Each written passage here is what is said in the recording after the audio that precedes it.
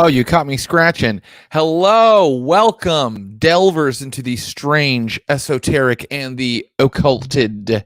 My name is Jared Logan, and this is Stream of Blood, and you have tuned in to part 3 of a 3-part Neptune Society adventure.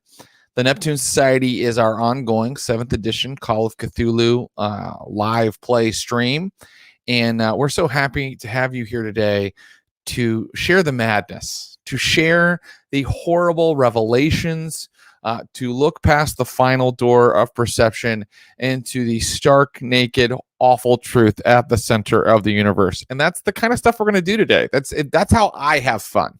I hope it's something that you enjoy, because that's what we're going to do.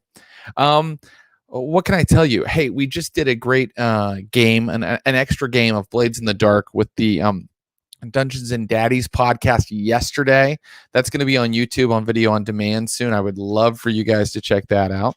What else? We have another episode of Vampire, our Vampires of Pittsburgh game this Wednesday at 6 p.m. Pacific. Oh, and we have another game of, if you're into Call of Cthulhu, you got to check out our other Call of Cthulhu game. We have another game of Coven Tuesday night at 7 p.m. Pacific.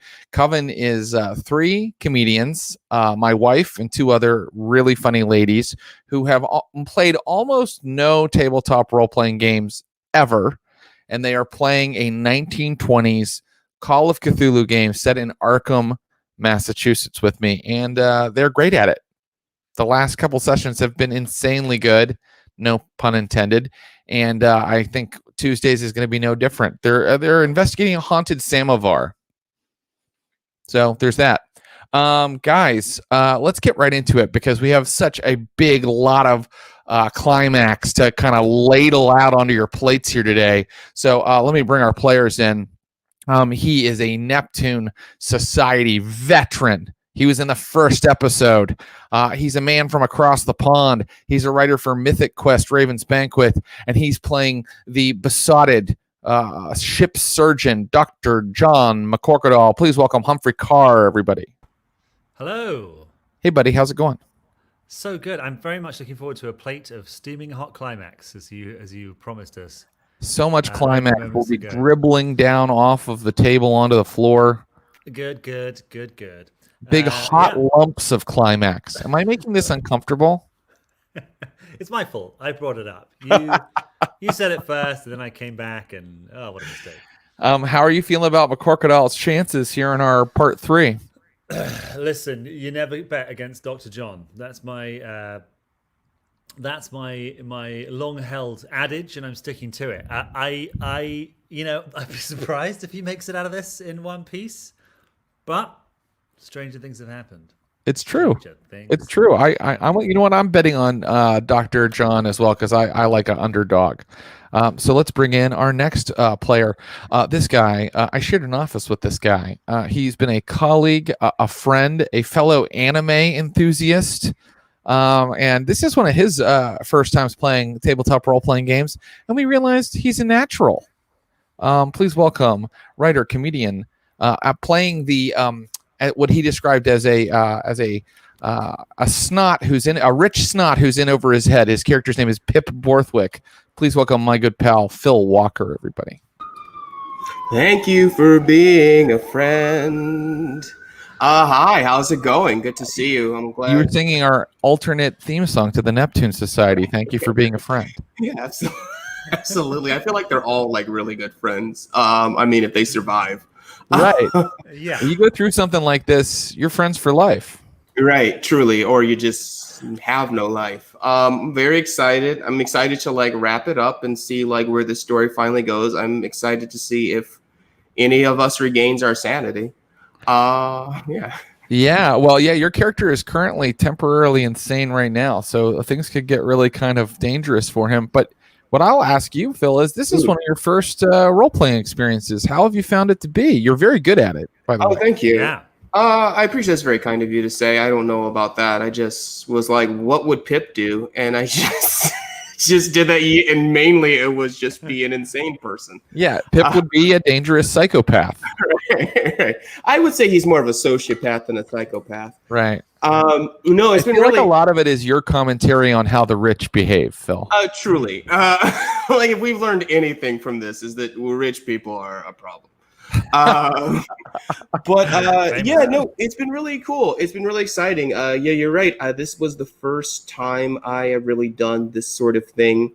I've really enjoyed it. It's just really fun to kind of get into the character, like, and just kind of go through the world. And I didn't realize how like expansive, and it was just kind of like, well, just whatever idea comes to mind, just go with it. It was, and that was a lot of fun. Yes. I will say it's very funny. It's kismet, maybe. This week, I actually, my friends, a group of my friends decided that we were all going to play Dungeons and Dragons. Right. We've never done that, and I've known these people for like 6 years. And so I was like, oh shit, I already know what to do. So You're like, I know what to do when you play Dungeons and Dragons. Quick, everybody roll sanity. Does anybody have a copy of Punch magazine and a flintlock pistol? Right. Speaking of copies of Punch magazine, this next performer is a wit and very funny, and also a gifted role player and actress, playing Wilma Middlemass, orphan turned scientist. Please welcome our good pal Becca Scott, everybody. I'm ready for my lumps of climax, Jared. They're coming right up, hot steam. Oh no! Piles I really of thought we'd move climax. past this. I really, it's my fault. Yeah, Oh wow! they're gonna leave your plate all covered in oils. Ooh, yeah. Hey, These lumps what's of Punch climax. magazine? And where do I get a copy? I didn't know that either. What is It's that? out of print now. There's no. I think Punch still every now and then they bring it back in the UK for a short little while. They try. It was like the number one satirical periodical of the late 1800s. Right. Yeah. Well, I just thought of Janet Varney's character where we first met Wilma and Scrappy. I don't remember. Scraps, you got it. But her greatest weapon and asset and possession was a magazine that served many purposes. So it's probably absolutely. Her character, picked a pocket at the beginning of the adventure. There was a random table to see what she got out of the person's pocket. She got a copy of Punch magazine, and in the time-honored tradition of role players everywhere, any item you give them, they try to use as a weapon. So, fact. the rest of the game, she just kept trying to hit people with a copy of Punch magazine. It was Here's entertaining. a treasured locket from your grandmother. Throw it at the enemy. Well, ladies and gentlemen, I think it's time to dip into this climax I keep teasing, and so I will just give us a brief recap, and then I will tell us today's title. Okay, so at the beginning of our storyline, Dr. John McCorquodale was teaching science and medicine to our friends Wilma Middlemass and Pip Bothwick. For various reasons, they were taking classes outside the normal educational channels, but within the Neptune Society, if you get my drift.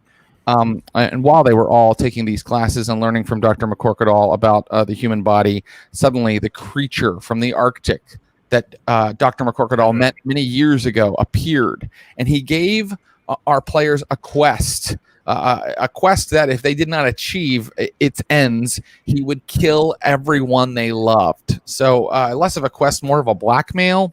Anyway, the creature wanted our three-player characters to go and retrieve an old eldritch tome that contained a spell that would allow the creature to have a mate, have another creature like him that would be his companion through the eons. Beautiful. It's nice. It's a love story. It's a love story. Thank you for seeing it that way. That's not how I see it. Yes. Well, so in order to do this, Yes, in order to do this, our players had to steal the book from a ship at sea. They did a great in the water ship heist. Then they hired a couple of grave robbers from the hospital named Herc and Bear. But when they began reading the book, they quickly realized that the book that they had stolen and that they were reading was the fabled Necronomicon. And upon reading it, they started having problems, as you might. They started kind of getting a little crazy in the head. When Herc and Bear showed up with the bodies that they had ordered, our investigators murdered all of them to use their parts in the creature's body. I would make one adjustment poorly. I did not attack first, but I did kill the most effectively. Right. Yes, absolutely. Yes, you poorly killed them. There were more complications. The owner of the book sent some thugs to retrieve it, and you very cleverly gave him most of the book, but kept the part you needed, the pages that you needed. Through all this, the doctor went quite mad, and eventually the doctor had to kind of escape. The doctor escaped out into the night while Pip and Wilma underwent the ritual. The ritual reduced the body they had stitched together into its essential salts and then brought it back from the dead. It was I don't want to go into too many details, but it had the doctor's sister's head on its shoulders. And I'm about to get into all of that. But upon seeing this creature they had created, both Wilma and Pip went quite irrevocably, temporarily insane. And at that point, is where we're going to begin today's tale, Wilma Middlemass, Reanimator. Oh, wow. What an honor. Yes, of course. Okay, so here is the deal. Pip and Wilma, you are currently temporarily insane. Pip, you have orthosomnia. Pip, right after you finished your part of the spell, you became obsessed with resting. You said you were enervated and you had to take a nap. And so you told your manservant Patterson that you were going to go sleep, even though Wilma's part of the ritual was still to be, enacted. You went and kind of curled up on a divan and started to nap. So for the rest of this scene, you will have to make con rolls if you want to stay awake or wake up to do something. Wilma, you have Galliamania. I hope I'm pronouncing that right. That's uncontrollable laughter. Your character is cackling insanely. And for the rest of this scene, if you wish to do any kind of social role, it is going to be affected by your uncontrollable laughter. So, yes. Oh, God, you're creeping me out. So let me just set the scene for you. And I'll set it thusly. The thing lifts itself up off of the table. It is brown and gray, a mottled tapestry of different parts. You see the arms, the muscled arms of one of the grave robbers, and yet the old woman's head of Margaret McCorquodale. Her eyes, though, don't move like they did when she was alive. They move in a strange, predatory manner. And she begins to stumble toward the doorway where a dark figure waits. Yes, it has returned. The creature that you have oft called Henry stands in the doorway, looming, waiting. He puts out his one hand, offering it to his new companion. And that is when I, the storyteller, roll the D20 sand loss that happens when you bring someone back from the dead. Let's see if he's pleased with his new companion. Well, she immediately lost 10 sanity. But we're not done, because seeing the creature, her new beau, also requires a D8 sanity loss. If she fails this roll. Let's see if she gets a roll for this one. Which she failed. So here goes her D8 sanity loss. The creature has lost 18 sanity. Okay? The creature that you just raised. We're going to now refer to her as the resurrected or the bride. Why don't we call her the bride? The bride has now lost 18. Hold on. You don't like that? Propose. She didn't say yes. There was no rank. There's no rank. It feels like we're diminishing her. Let's just call her Magzilla. Nagzilla? Magzilla. Very well, Becca. Magzilla it is. Magzilla has just lost 18 sanity, so Magzilla is going to go indefinitely insane because she's lost 20% or more of her sanity within one game hour. And now we are going to see how Magzilla, what kind of insanity is Magzilla exhibits. So let's see here. Have it right here. Here we go. Okay, I have a table here. By the way, Pip is just dozing quietly in the corner. Wilma is still cackling uncontrollably in the corner, giggling to herself. And okay, Maxilla the Platonic. yes. So this is actually quite a good result for you guys. I will tell you that the creature, Magzilla, approaches Henry. Henry is the original walking corpse that sent you on this mad quest. Magzilla approaches him and says, John, is that you? Why do I feel so different?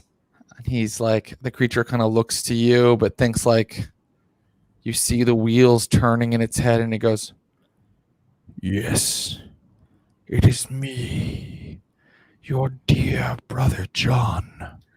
Now Come it's incesty. so that I may embrace you. And he puts out his arms, and she moves toward him, and it's like, John, things have been dark. I've been so cold. And she wraps her arms around him, and he's like, yes. No need to be cold anymore. I'll keep you warm and safe. I just start laughing at it. Oh, you start laughing at that? The creature shoots you a glance of just abject hatred when you start laughing at him. When you start laughing at this precious moment, his first moment where he gets to touch another creature that has a capacity to love him, and you're laughing at him. You're fucking laughing at him. You're acting like pretending you're her brother is gonna get you in her monster pants, and it's. I mean, no. Say this all with an English accent. That's okay. No. You got it. In her monster pants. Her monster pants. Well, very luckily, Magzilla still seems disoriented and doesn't hear you kind of like say like he's pretending or, mocking him. She's still kind of like, what's happening? Who is this girl, John? Henry, I believe you owe us some sort of payment if you're going to take this monster I've made for you. The creature steps towards you and is like, what payment do I owe you? Is your friend Theodosia dead? Then you have... Is she? Don't you dare speak her name, you abomination! Yeah, but then you start giggling again. And he's like, stop laughing. What's going on? Pip, would you like to do something? You're going to need to make a con roll to wake up. Yeah, so Patterson runs over and starts smacking me to wake me up. And, he's really getting into it because he has been waiting for this moment, and I don't blame him. Pip blames him, but Phil doesn't. Whoever Phil is. Can I cash in some of my luck on this as well? Can you do what? Can I use some of my luck to bolster my con roll? Yeah, let's roll your con and see how you do. And if you need to, you can use your luck. Great. All right. Yeah, I did not do it on the con roll. And can you make it succeed with 10 or more luck? Yes, I can make it succeed with 15 luck. Ooh, I usually don't allow people to use more than 10. All so right. I'm going to ask you, would you like to push the roll? Yeah, I'll push the roll. Okay, very good. And remember, something bad is going to happen. Okay, great. That was phenomenal. It's a 9 roll. So even though it's a push roll, it was a 9 and my constitution is 45. Great. Pip, you like rouse yourself, and every fiber of your being tells you got to go back to sleep. You're so tired. But there's still a little left to do. You have to help Wilma, because as you can see, the creature is looming over her. She's giggling, and the creature's saying, "Stop laughing at us." Pip Bothwick, what are you going to do? Patterson, give me my gun. How did I know this was coming? Patterson is going to rush to get your gun. We're going to now start into kind of a combat turn order. So the creature does seem to be looming toward you with intent to do harm. Would you please, Miss Wilma Middlemass, let me know what you would like for your character to do?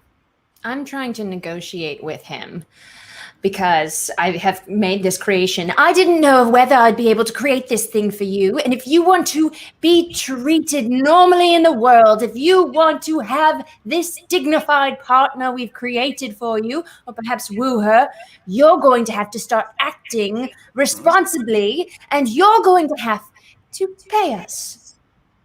Wow, that is quite... Yes, pay us. Okay, so Wilma's going to negotiate. Patterson's going to get your rifle, Pip.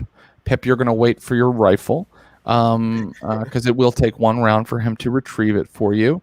And the creature is going to act based on what's about to happen.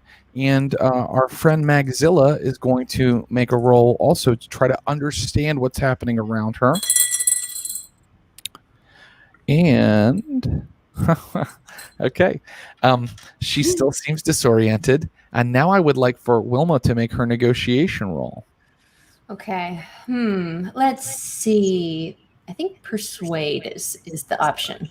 Great. Wilma, make it hard. And if you do that, you don't break out giggling while you're making it.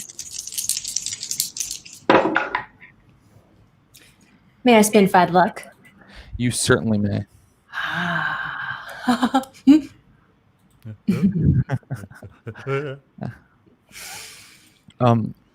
He stands over you, and you luckily haven't pissed him off too much because you managed to stop yourself from giggling. And you're asking him, what will he give you? How will he pay you? How will he prove that he's a part of society by paying for what you have done for him? Pip, your rifle is handed to you by Patterson, who gives you a look like, I hope you know what you're doing. Don't worry, Patterson. New round. That hope realized. I point my rifle at Henry, and I Don't say, shoot him. He hold answers on. me. Hold on there. Pip, you stop right there. All right. That's stop. our second option. Okay, new round. Here's what's happening. So it looks like Pip's about to aim the gun. I have it trained on him, but I haven't fired yet. Okay. One was reasoning with me. Okay, great. All right. Then that's what happens this round. But I want to see how Magzilla does this round. Damn. Okay. She still has no idea what's going on. She's still kind of coming out of her stupor. And she's like, John, who are these people? Why are they threatening us? And he's like, quiet. And then you truly get... I forgot McCorquodale's not here. No, very good point. Yes, McCorquodale is somewhere... He's just walking the streets nuts. He's going to wake up. In fact, McCorquodale, where are you right now? Do I hear something outside of the shop at the moment? Well, I don't think you hear anything outside of the shop so much as you hear boom, the door being kicked almost off its hinges by the arrival of me, Dr. John McCorquodale.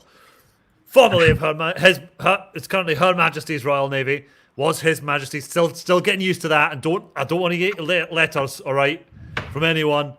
McCorquodale. Her Majesty's Royal Navy.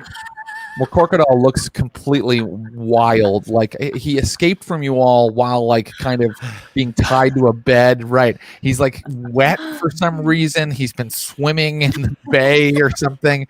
He looks like he might have been shot. He's bleeding from several places.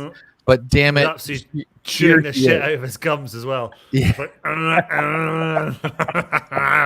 So in that round, what happened is Wilma convinced Pip not to fire, and the monster sort of waited to see what was going to happen between them and our friend Magzilla did not, in fact, kind of get her mind around what is going on. And currently, Magzilla is not looking at McCorquodale. She's looking at the two of you, and McCorquodale is behind her. And so, let me know what we would like to do this round. Pip, if you're going to fire, that happens before anybody else does anything. May I say something before you certainly may. So, at the end of my last turn, boom! The dog was like, "Get away from those bairns, you big baldy-head bastard!" I say. So I just get away from those bins. Bairns. It means it's children. It's a Scots word for children. Oh, I love it. Okay. Get away. Great. Yeah, fucking toilet. Okay, Just a stream of abusive language pours out of the doctor. Okay, great. And he's talking to Henry. Yeah, because Henry is looming over them right now. Right? Yes, he is. He spins around, and so now, does anybody else need any dialogue before we start taking action or a lack thereof? Yes. I look at the situation and I say,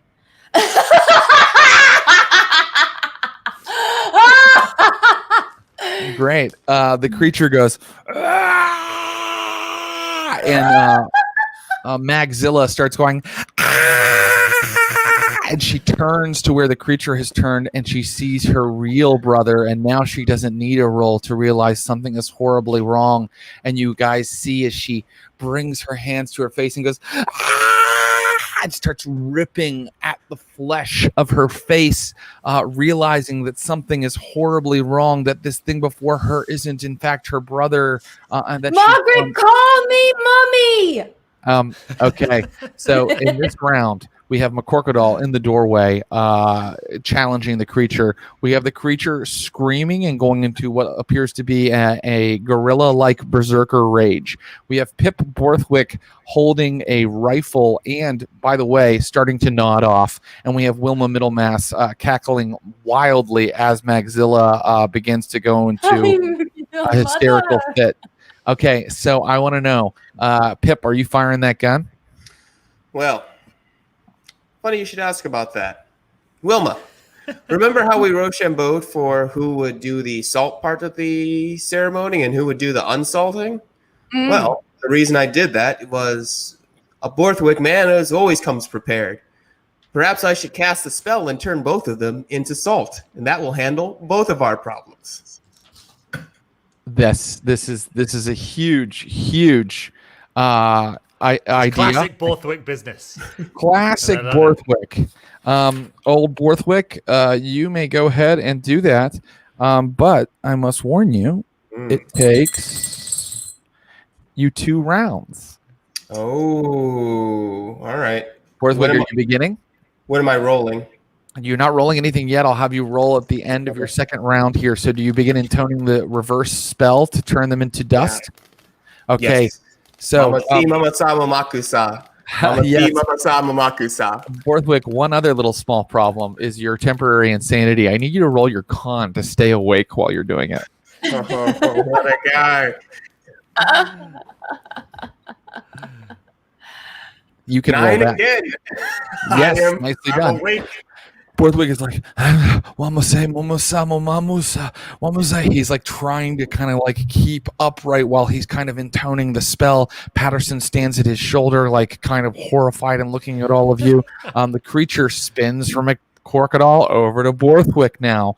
And now let's go with, I think the next person to act would be, in fact, Wilma Middlemass. I want to endear myself to this creation I've made, and I meant it when I screamed, "I am your mother." I realized I created something that I brought existence into the world, and I wanted to know that I'm here for it, and it's not alone. And so I'd like to give it a gift. I don't know what's lying around that isn't a part of a corpse, but maybe if I don't know, maybe there's a small memento that like a animal figurine, or give me a hidden roll. Ooh, Ooh. Can I push it? Push it. Really You may, but good. you know what happens if it goes badly the second time. You won't. Push Don't say that. It's going well. It's going Okay. very well. Haven't you Fine. read The Secret? Come on, believe. Oh, I made it. Oh. Ooh. You find a very old kind of cameo laying on one of the desks that depicts Dr. John and his sister Margaret when they were just wee babes. Wee bairns, yeah. And you think that might have some sort of effect on Margaret. Do you grab it? Yeah, I grab. I see it, and it's sitting open. I snatch it up and I rush over to Margaret. I say, "This is for you, my child. You are not alone. We have brought you back because of love." And I grab her hand and I place it into her hand. That's amazing. We'll see what happens with her in just a second. Now it is going to be Dr. McCorquodale's turn. Doctor? Well, let's just take in the scene here. So there's my recently reanimated sister is tearing her face off in front of us. Is madly cackling. One of my students is attempting to offer her some curio from my childhood. On the other side of the schoolroom, one of my other students is weaving. He's wobbling on the spot, holding a rifle, and is now saying, "Mama si, mama sa, mama kusa," as his very faithful manservant stands with a hand on his shoulder, being like, "Are you okay, sir?" And really, that man deserves a raise. As the monster whips its head around. So, I mean, I like this plan to try and resalt both of these things. So I think that I will attempt to regain the attention of Henry. Margaret seems to be taking care of herself by tearing herself to shreds in front of us. So I think, let's see, what's my best way of doing this? First of all, I'll go ahead, sir. Well, first of all, I would like to Popeye style crush a vial of cocaine in such a way that it shoots up into the air. It goes like into my lip like that.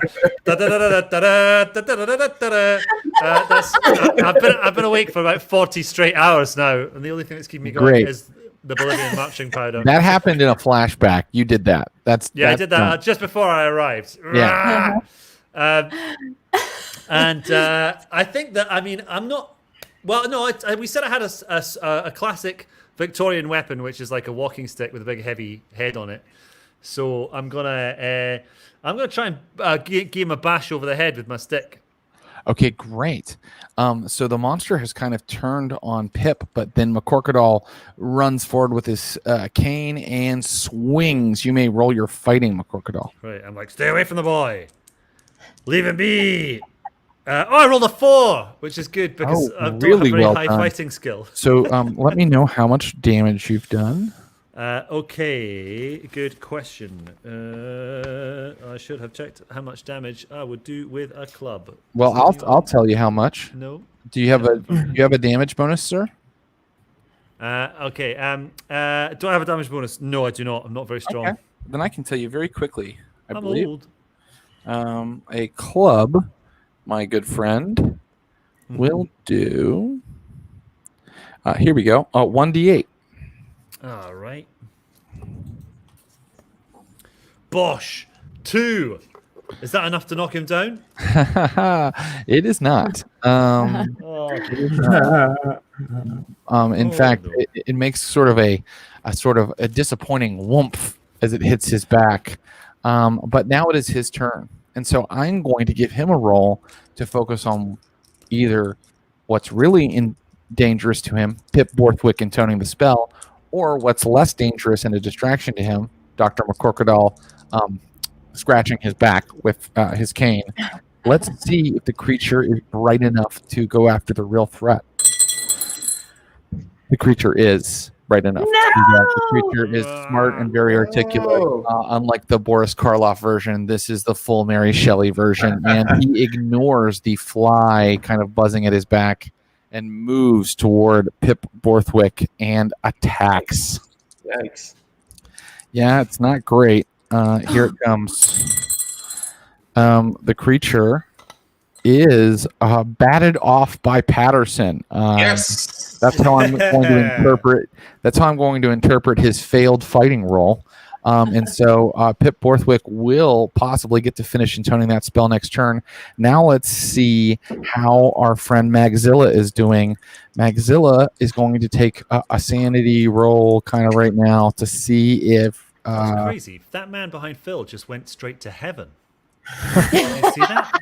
Yeah, I live in heaven. Did I mention that that I live in heaven? Open that door and he just disappeared in a blast of bright light. That was So crazy. I gave our friend Mags a bonus die because you kind of brought a really kind of special memory to her. And I can tell you that it didn't work. And that what she does, and guys, this is a horror game. Keep in mind, she pops the sharp part of the cameo and goes into her own face with that and continues to destroy herself. Yes, it's not good. It's nothing that we like.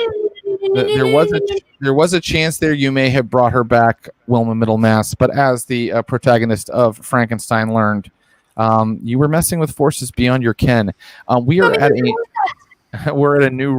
new turn. Pip, I assume Pip, you are going to continue intoning the spell, correct? Yes. Okay. Dr. McCorquodale, are you going to continue attacking the monster? I want everybody's action, and then we'll roll for it.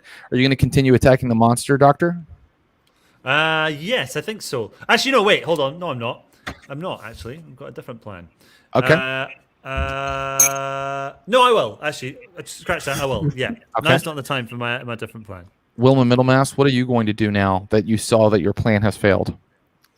Well, my greater plan was to endear Magzilla to me so she could attack Henry for us.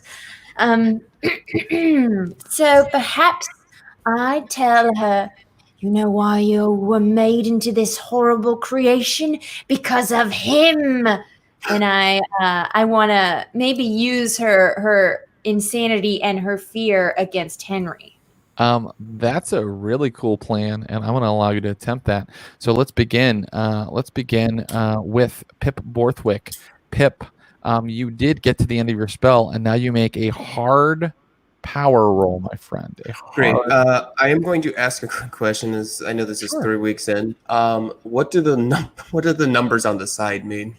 Oh, those are your hard and your extreme numbers. So if I tell you to make a hard roll, you're going to make it the top side one, right? So it's got to really work. Okay. Yeah. So here's your power roll to finish intoning the spell, and Fingers crossed. Oh, by the way, I need a con roll to stay awake while you do it. What? Turns out to stay awake. All right. So I'm rolling the con roll first. Actually, no. Go ahead and do the power roll first. All right. It's time to believe. Let's all clap for Tinkerbell. I believe in listening to player complaints, and that was a valid one. Go for it. Mama si, mama sa, mama kusa. Mama si, mama sa, mama kusa. No, it failed. Okay. This doesn't mean that the entire spell misfires or anything. If you want, you can keep trying to attempt this. But Pip is pretty sure that he has gone through his entire litany. He's pretty sure he's pronounced it correctly, but perhaps he missed some syllable or some intonation, and he must start over. Oh. Okay, and that's awful. And then we come to, yes, it is now Middlemass's turn, if I'm not mistaken. Yes. So Miss Wilma Middlemass, how are you going to turn the Magzilla on the creature?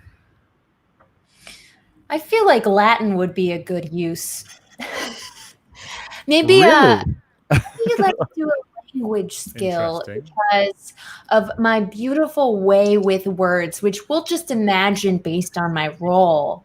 If it were to happen, I convince her so magnificently that she doesn't have any concept of what is right. It seems like she's sort of a tabula rasa that just really hates her own face. And I say, face, it was made this way by this creature. You must rip his face apart.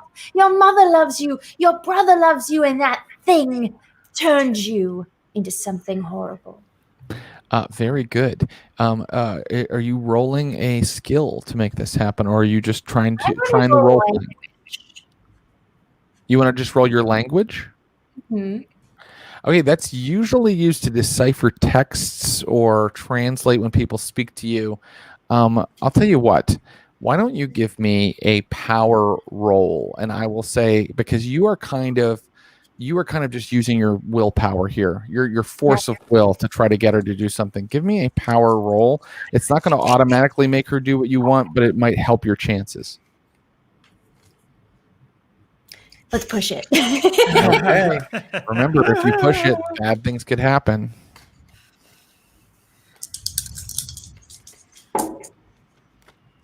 Yeah. Oh, really? She looks at you with just, hatred in her eyes, but she's listening.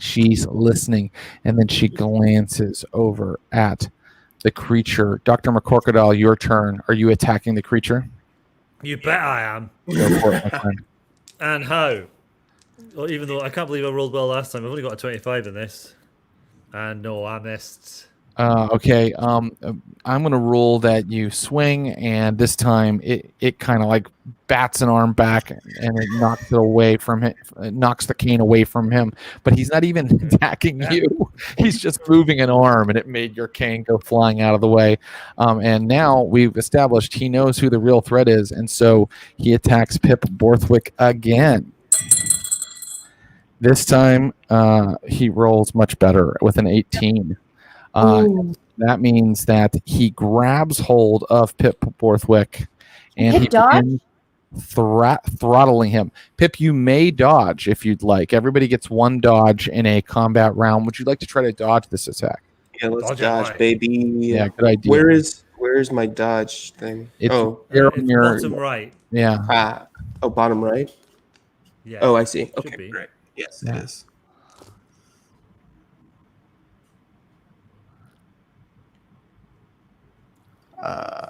No. No, I'm sorry. Dodge is a tough one. Pip, you're too slow from your weird orthosomnia. You're too busy intoning your spell, concentrating on that. You didn't see how close the creature had gotten. You thought the doctor would save you. You thought your teacher would help you. You thought that Patterson would stand in your way, but instead the creature begins to throttle you. And the creature does. Oh my God. I'm so sorry, Pip. I'm so sorry.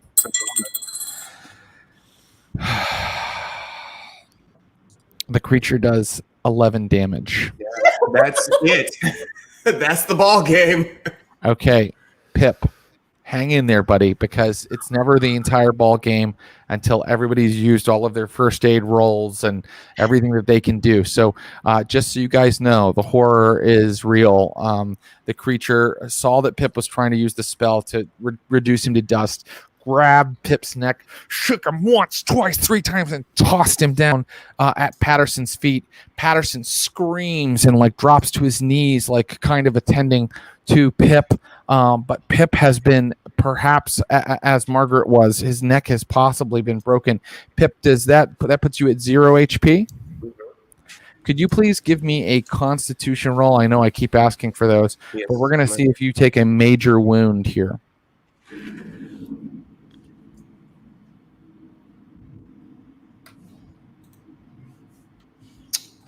I do. Okay, so Pip, you've taken a major wound, which that can get complicated. I can tell you what that means later. But basically, your character's never the same, and why would he be after a scene like this? Mean, truly. Pip, and now I'm actually speaking to Phil. Phil, hang in there. Keep reminding people that they need to help you. Right. Let's turn these guys to salt, guys. Yeah, and in fact, you can kind of tell me every turn you can kind of tell me what you think Patterson might do, and I do control Patterson, but I can maybe he'll do some things that you'd guess that he would do.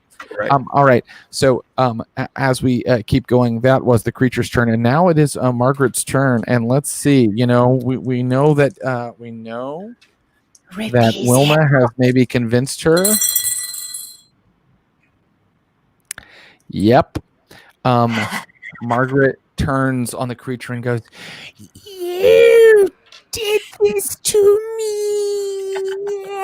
And her face, by the way, has big, open, hollow, gouges in it. And she's like, "You made me monster. And the creature turns away. He's like, no, I merely wanted to love you. And that's when you guys start to see out of the openings, the rents in Margaret's face, tiny little cilia, tentacles start to protrude and wiggle in a lively fashion. Because every Call of Cthulhu adventure must have tentacles, for those of you at home. That's how you know. Cover the rules. Margaret is currently just verbally berating the creature, but she does look like she's moving toward him in a bodily way. So I want to know what people are doing this round. Let's start with Wilma Middlemass. What are you going to do this round? Okay, so I noticed Pip fell to the ground just in my periphery, despite my insane laughter that I'd finally got my monster to fight the other monster. And so I would like to lock myself in. Is there a private office? Or this is all happening out in the No, this would be happening in There's the like a classroom. We established there There's like a couple of classroom, rooms, right? yeah. There's like a classroom and there was like a kind of rear room as well. Yeah, Like a closet or a rear room or something just like to be 100% clear, I think that when you rose the resurrected Magzilla, she kind of walked out into the classroom to meet her new beau, the creature Henry. So that's where you're all standing in the classroom. You could run back into the surgery if you'd like. I'd like to run into the surgery, barricade the door, and cast my own salt spell. Will it be impossible through a door to cast? Ooh, interesting. This That's a is good so question. interesting. Well, let me look. I still have the mortem pages in my pocket. Oh, you have Ooh, the that's pages right. in your pocket. That's right. She you know did. what? She threw them away. I studied the whole thing. I think it is going to be harder in some way, Wilma Middlemass, but I'm not sure how yet. But would you like to? So this round, you're going to run back there and start And that's intoning too the many spell. steps. I'm gonna take the distraction of Margaret and Henry's confrontation, and then I'm going to maybe duck down behind the classroom, gurney table, and start calling upon my own Mama Se, Mama Sa, Mama Sakusa. Yeah.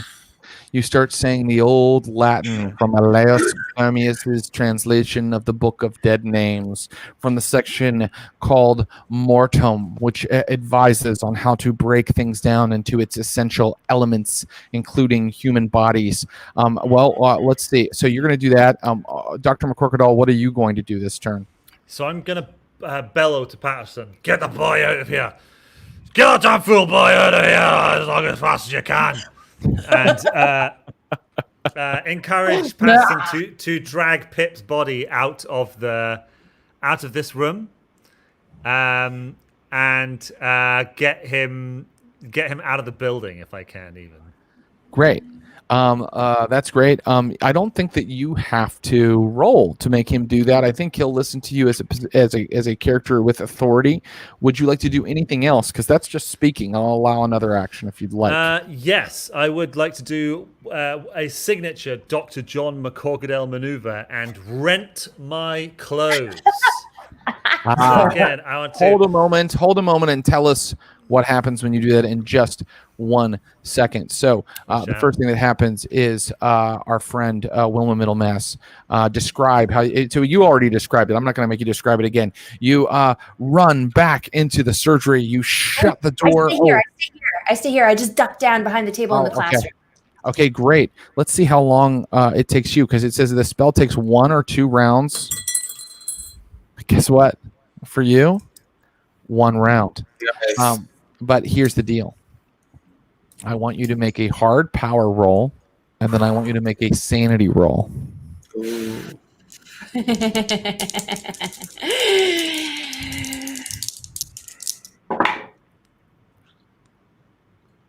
Can I push it? Your hard power roll? Yeah, absolutely. You can push it. Yeah, absolutely.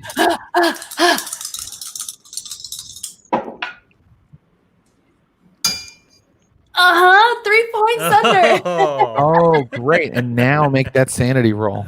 Oh, this is not going to go as well. Let's see.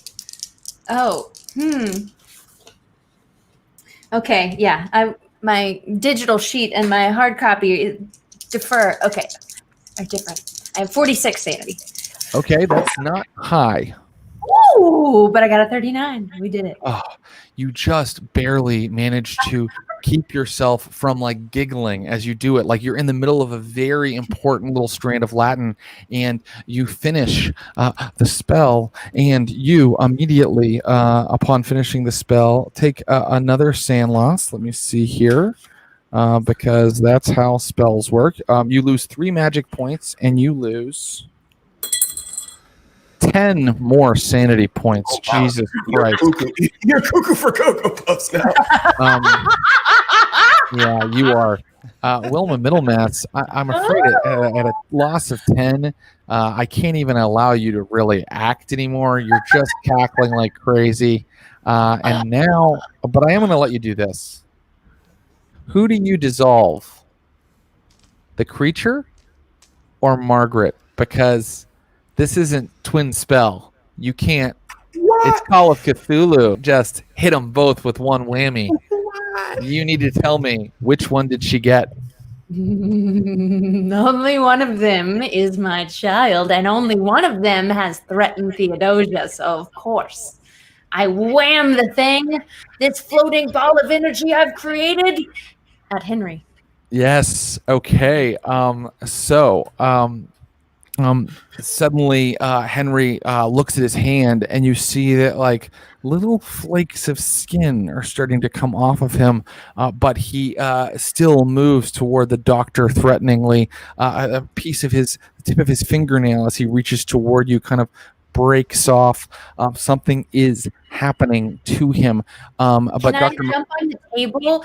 Because I want him to see me now. I want him to see the strands of blue light coming from my fingertips. This is not a rational action. Sure, of course. Yes, of course you may.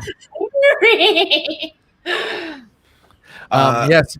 So Wilma Middlemass is screaming that she has power over life and death as blue strands of energy move from her fingers. A sane person couldn't see them, but the doctor sees them pretty clearly right now. Doctor, Henry is still moving toward you. You said you were going to rip open your shirt. What do you rip it open to reveal?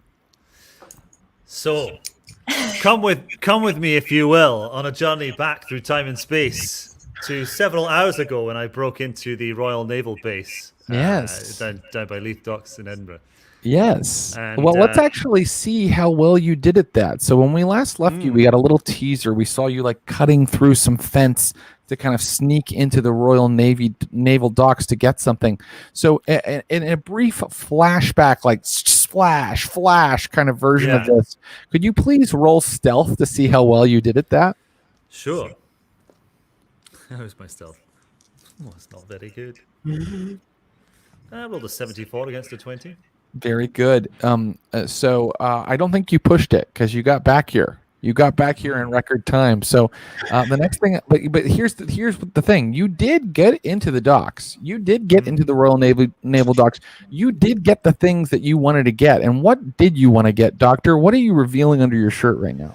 So the doctor rips his shirt open, and what you see are just like row upon row of small bags of gunpowder, all like down his chest, like a rudimentary explosive vest. Ooh. Yes, and Yeah. I think that the doctor needs to also make a little roll where we see him putting that together. We need to see the doctor make a hard firearms roll in order to create an explosive vest. If he has a different skill that he thinks would work, he can tell me what that might be. Well, I'll tell you what. Let's do a deal. I can either give you a hard firearms roll, or what about a regular mechanical repair roll? Done. A regular mechanical repair roll works. Mm-hmm. Oh, interesting. Doctor, how'd it go? I think that's for you to find out, and for me to show you through the power of storytelling. Yeah. All right, it's your turn. Go to town, buddy. Okay, so the doctor is like looking around himself, and he's like, he's seeing his student. His student is there, like like trying to like with I have power over life and death. He looks up at his sister with a mangled face. He's like, what what has become of me? As she's like grasping at Henry's shoulder, and Henry is like lumbering towards him, and he's just like I'd say see you in hell, but we're already there. And then he like strikes a mechanical sort of striking device, like an old-fashioned kind of lighter, basically, next to himself, and he's like, "Yeah, but we're already there." Oh no! Wait, it doesn't. No! You succeeded at your mechanical. No, I repair did not succeed in my mechanical Oh, repair roll, no. and this Revealing. is how I find out. roll. I thought it had worked. I'm like, no, that's not supposed to work. Samuel, Samuel. That's terrible. But what I can tell you is that your failed stealth roll from your flashback, we can cut briefly to outside the doctor's surgery, outside Leith Walk, where a dozen or so redcoats are marching toward Beans. your little surgery. Yes, your failed stealth roll means that they figured out that someone stole some gunpowder from them and they followed him back, that person being Dr. John McCorquodale. So the authorities are about to burst in. Thank God. Meanwhile, outside, Pip, you have been pulled outside by Patterson. by Yeah. Patterson, and Patterson is a combination of distraught and kind of nonplussed by it, because I mean, I don't know if he really loves Pip anyway. He loves him, but I don't know how much he loves him. But I think he loves him. I think he does too. I think so. He He's still- loves him very dearly, and let's also remember that Pip and Patterson never travel anywhere without a large retinue of luggage. Within said luggage is some first aid, Yes. and Patterson is going to try very hard to resurrect. Great. Yes, this is a good brief moment of respite for us before we head back inside and see what finally becomes of everyone. Here we go. Patterson, what did we decide Patterson's first aid is? Let's see. I think I have it here somewhere. 30's default. 30 is default. I think Patterson does a little better than that because he has to take care of Pip Bothwick.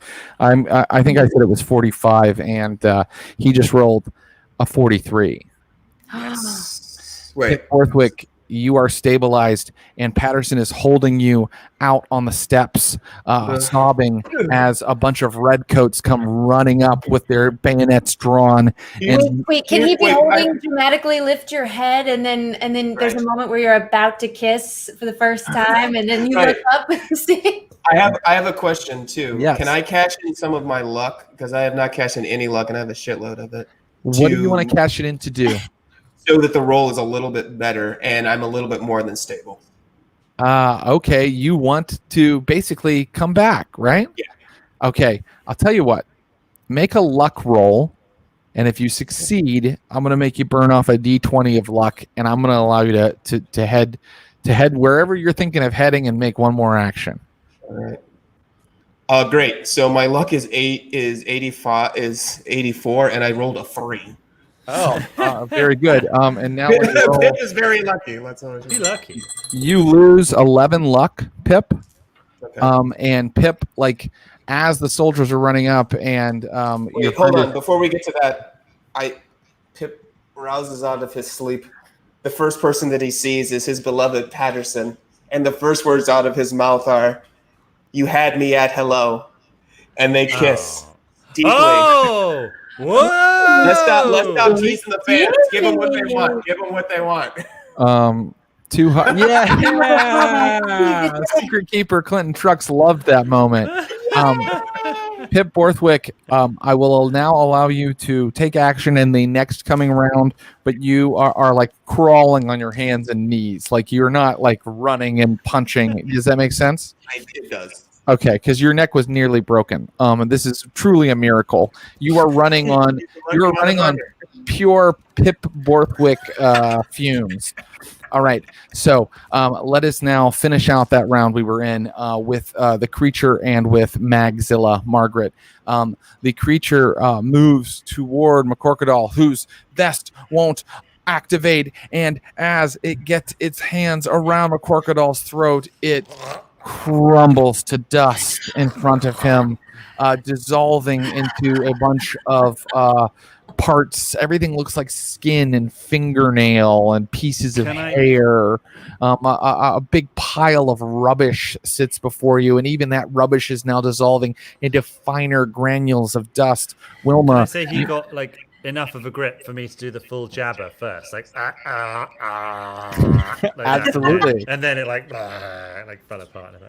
But that's now that he's out of your vision, you now see Margaret, and she's moving toward you, and she's like, "John, it's you, John. John, hold me." And that's when her face blooms. Suddenly strange cilia, tentacles, weird appendages start to sprout out of it as her body begins to split open. Why is this happening, you may ask? Well, our friends Wilma and Pip failed just about every medicine roll they used to put her together and then had to push their spellcasting rolls to bring her back. So something has gone horribly wrong in her resurrection, and it is now presenting itself in the form of creating this awful abomination. Dr. McCorquodale, as you see your very dear sister resurrected from the dead bloom into a tentacle-covered amalgamation of parts, and in fact, you even see Herc and Bear's faces surface out of her torso for a moment. Would you please give me a sanity roll? You bet I would. You bet. I can't wait to give you a sanity. I'm quite sane, weirdly. Oh, don't give a shit. I'm absolutely fine with that. Well, you're not absolutely fine. You're still going to take a D4. Yeah, it makes no sense whatsoever that I'm like, oh yeah. I know, it's so funny in Call of Cthulhu because it's all done with rolls. Like sometimes, like I'll describe something really more horrible than I normally describe it, and the person will be like, "Nothing. I'm fine." Yeah. That's not so bad. For example, in this case, Dr. McCorquodale, you take 2 sanity loss. Yeah. I sure do. It's the cocaine. Right? Well, You just know what's going on, truly.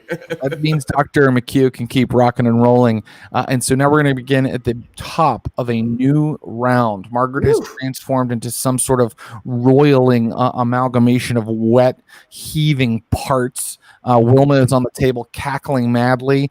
Pip is like crawling back down into the classroom. So let us begin with, I think, Wilma, you have the highest move, so or the highest deck. So Wilma, what are you going to do this round? What are you going to do?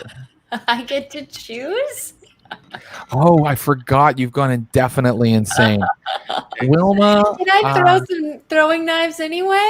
No one's throwing any knives from Wilma's hand. Actually, I want to see what her insanity is manifesting, actually. Doctor, look what I've made. Aren't you proud of all I've done? Did you see what I've done? What have I done? What have I done? What have I turned you into, child? You taught me so well. Sometimes this makes almost no sense, but so much sanity has been lost here, and Wilma's gone so batshit that I'm going to do a D100 sanity table roll and see what we get. And I think she's more of a mania girl than a phobia gal. So we're going to see what kind of mania. Before you tell us, I just want to tell you that this character started with an 88. And now she's at 36. Oh my god. This has been a tough adventure on her. Poor Wilma. Wilma, I rolled Zoomania, meaning that you become obsessed with animals and their bodies. And so that makes me think that our poor Wilma Middlemass is going to try to embrace her dear daughter that she has created. She is going to... My sweet, my child, come to mommy. So that is worms in your face. I love worms. Oh God, it's so awful. Doctor, what are you going? Or no, Pip, what are you going to do? Pip, Okay, you so crawled before back down in. Do I have to crawl back in? Because I actually have something else. You're Okay, saying we were yeah, what crawling. would you like to do? I'm not necessarily crawling in. Okay, That's okay. no, that's all right. So as I'm crawling, Patterson and I have used a little tongue too, so it took us a little bit longer because this is really like right, exactly. We're like sealing the deal. This is a lot of built up Jim and Pam tension between. I just see a line of redcoats like. Right. So as the redcoats approach, each other. I crawl over to them, still trying to retain my posture as an aristocrat, but definitely, but not very convincingly. Like, what seems to be the problem, soldiers? I am Pip Bothwick. That's BORTHWICK. Pip is spelled how it sounds. PIP. What can I help you with? So Pip, just let me know what you would like to do. What you realize that this is a posse of naval marines. They do have a naval man at their head, a guy that has that kind of model of a modern major general hat that lets you know he's in charge. And their intention is to go down inside of the building here, rented by one Dr. John McCorquodale, and take him into custody. And so you must let me know, what are you trying to make them do this round? Specifically, what is your problem, gentlemen? Why are you coming here? Okay, you guys will have that conversation when we go. I'll bring that in just 1 second. And so, McCorquodale, what are you going to do this turn? As your dear Margaret heads towards you, transforming into awfulness. I am casting my eye around the room for anything that is flammable, or rather, anything that carries a flame. Yes, sir. Well, it is your classroom, and so I think it wouldn't be too hard for you to find something actually back in your surgery. There's actually flammable. There's a fireplace over there, is there not? Heaped with smoldering coals. That is correct, sir. There is. And so now let us begin. Here we go. First, Wilma Middlemass, as we saw. Yes. What if we sing happy birthday to her? Great. He's a really good fellow. Wilma Middlemass moves forward and hugs this liveliest awfulness as she sings happy birthday to it, and it attacks her horribly. It gets a free attack because she's decided to embrace it. And just to be clear, Wilma Middlemass is putting her arms around a roiling, like kind of bubbling, like mass of skin and arms and flesh that oozes with blood. The creature attacks her freely, but guess what? It failed its attack unbelievably. It has a hugely high attack, and it failed it. But no, this is what I'm ruling. Mama loves you. I screamed so hard. It loves you back. Instead of ripping you to pieces in this moment, like 5 arms reach up and like embrace Wilma Middlemass. It's truly not all right. Okay, and then we go to Pip Bothwick, and Pip, they tell you their intention is to go downstairs and apprehend. So we have here a warrant for Dr. John McCorquodale, who we have reason to believe robbed the Royal Navy base earlier this afternoon. I can see where the confusion came in, sir. You see, it actually wasn't him at all. It was this horrifying multi-hand monster. I should know because I was there and I saw it. So I use either my charm or my intelligence, whichever one you'll let me do, in order to convince them to turn them against the monster, so we can all march down there and kill that monster. Charm. Give me a charm. All right. Because he's a charming motherfucker. He's okay. 30. One of the Marines goes, "Should we take this man into custody, sir?" And he goes, "We can't, son. He's a Bothwick. Come along, Bothwick. You will help me helm this mission." God damn it. Great. That's how the class system works, Pip. Congratulations on being on the right end of it. Fantastic. I'm going to supervise. You guys go first. Okay. So the soldiers are heading down in, and now, Dr. McCorquodale, you find yourself, the creature, the monstrosity, the abomination, is distracted by Wilma, and so you may grab. What were you grabbing from the fire? Just a burning coal in my bare hands.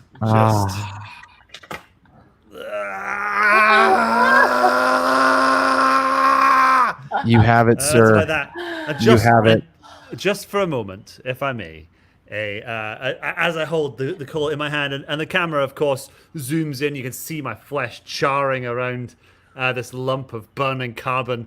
There's a moment of peace.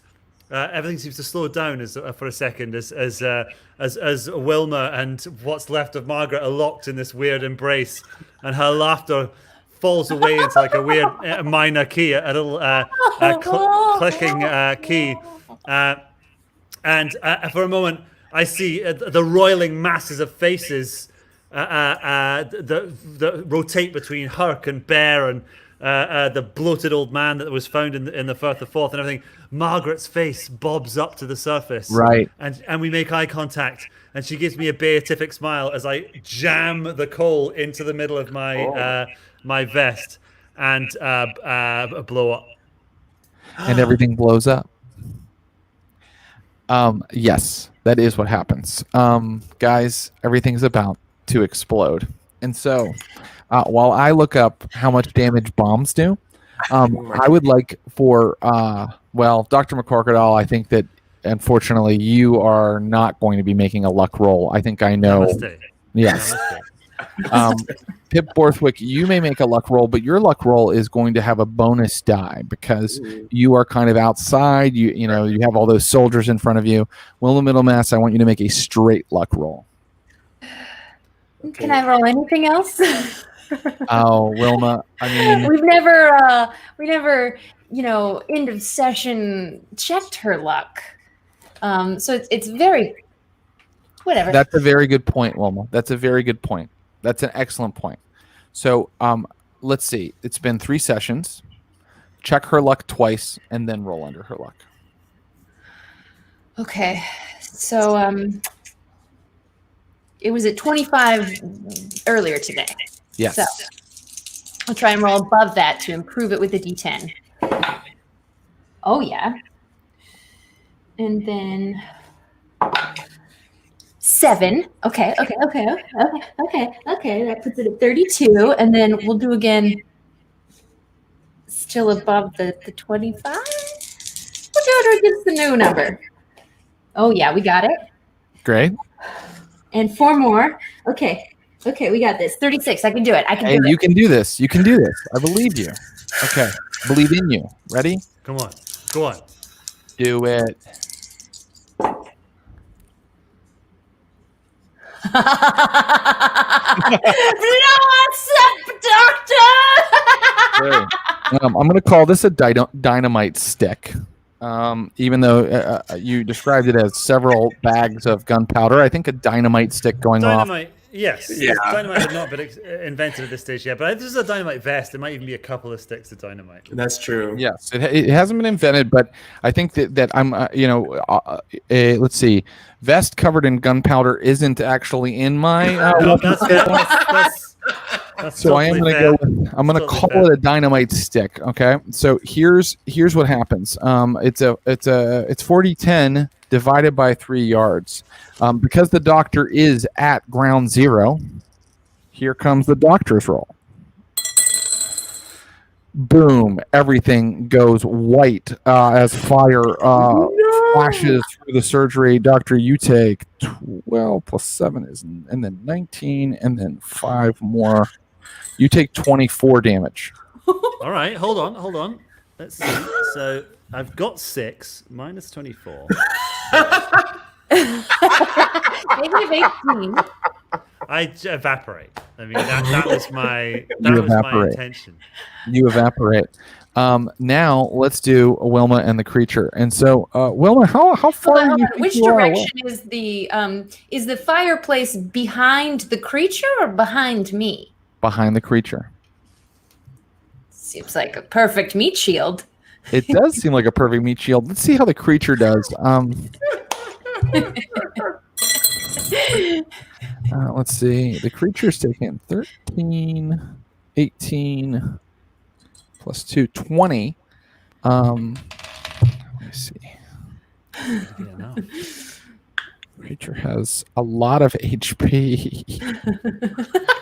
Oh boy. The creature has a lot of HP, and so the creature does not evaporate, unfortunately, even a little bit. The Oh, creature man. is What? just like blown, like This it's is just why like flash I thought it should fried be- for a second. 2 Uh, sticks of dynamite. Wilma Middlemass. That's made of gunpowder. Well, the creature has a ridiculous amount of HP, as did its brother creature, which you guys, deftly destroyed via spell work. And this is for Wilma. Wilma, you. What if she absorbs? So it should be 22, but I think that you're at least 3 yards away. So let's divide that by 3, right? Let's divide that by 3. 22 divided by 3 is like 6, right? So, but I'm going to make it 7 because you deserve 7. I'm rounding up. 7 damage, Wilma. Where does that leave you? Is that more than half your HP? Well, I started at 13, but I have 12 circled from last session, I believe. So minus 7, it puts me at 5. Okay, yeah, so that's more yes. than half. So give me a con roll to see if you stay conscious.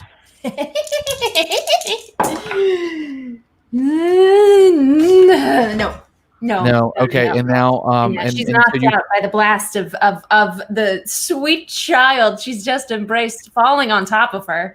Okay. And now Pip Bothwick, finally, let's find out his fate. So, Pip, you get to make yes, sir. You're about to explain it, so go ahead. Yes, you get to make your luck roll with a bonus die, meaning you roll the tens die twice and take the better of the 2. Oh, great. Mm-hmm.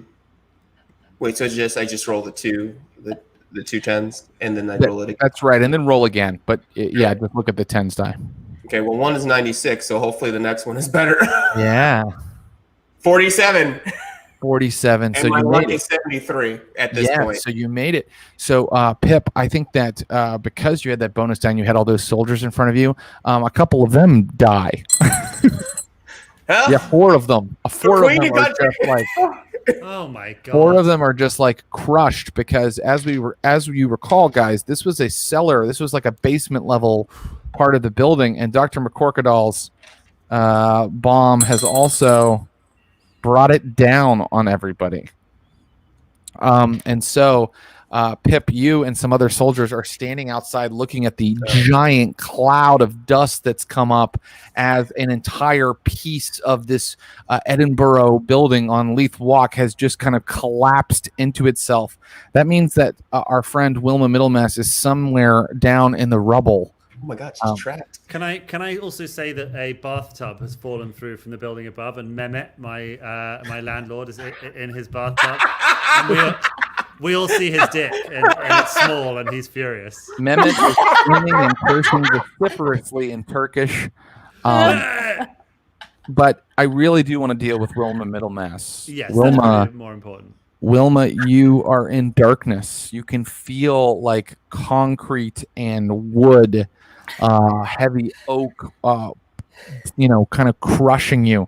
But as we and you also are unconscious, aren't you? Okay. Let's see how good the soldiers are at searching the wreckage.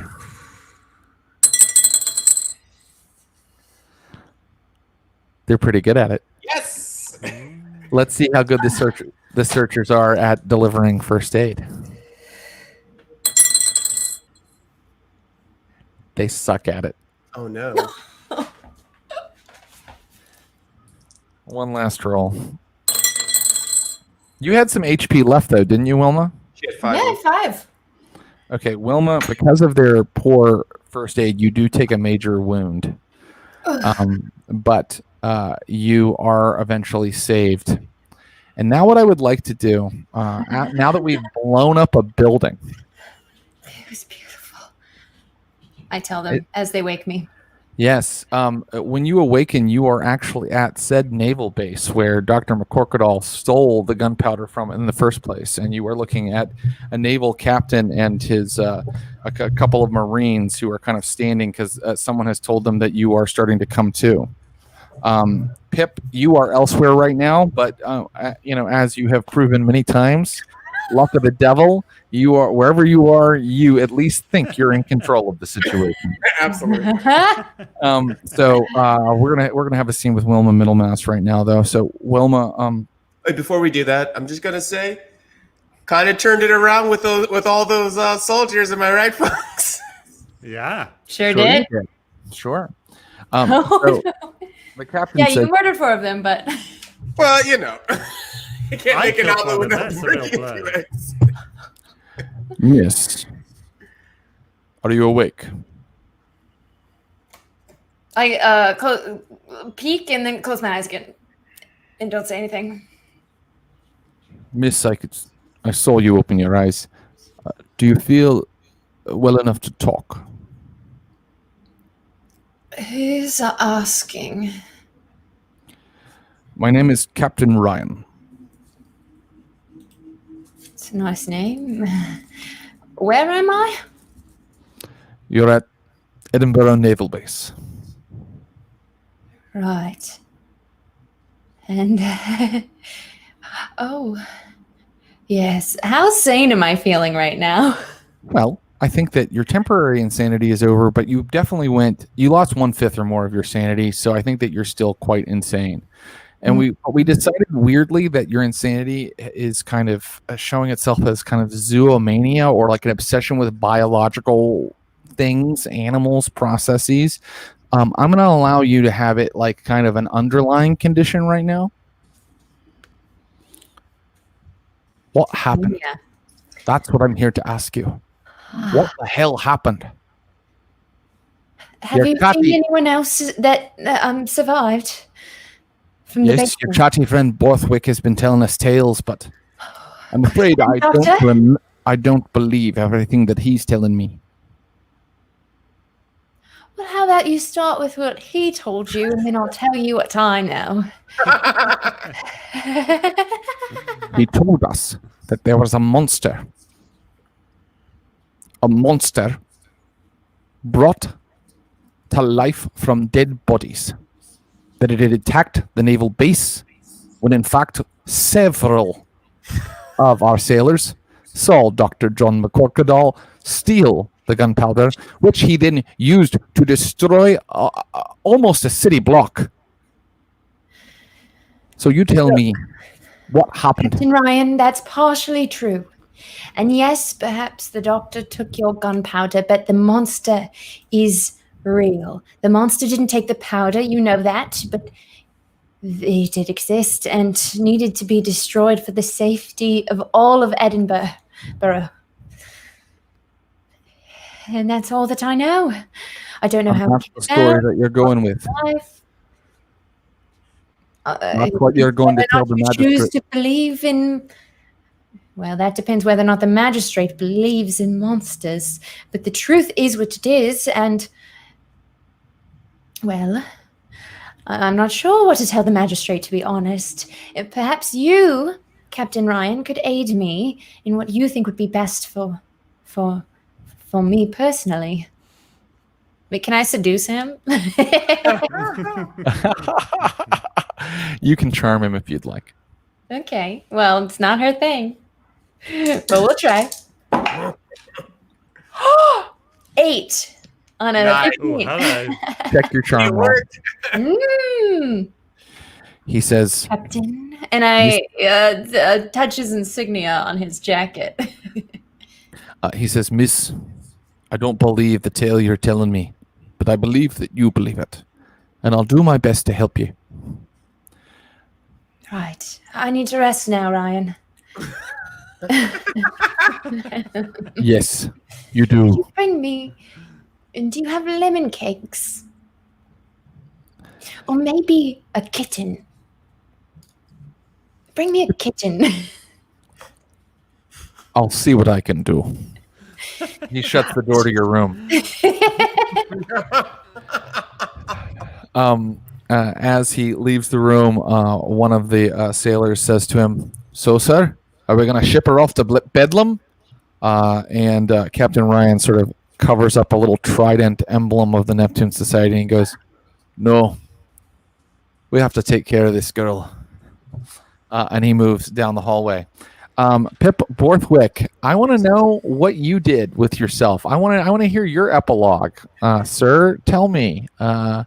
Yes, Neptune Ooh. Society. Some of them wear those little emblems to let you know that they're part of it, and there are many sailors and ship's captains who are part of it.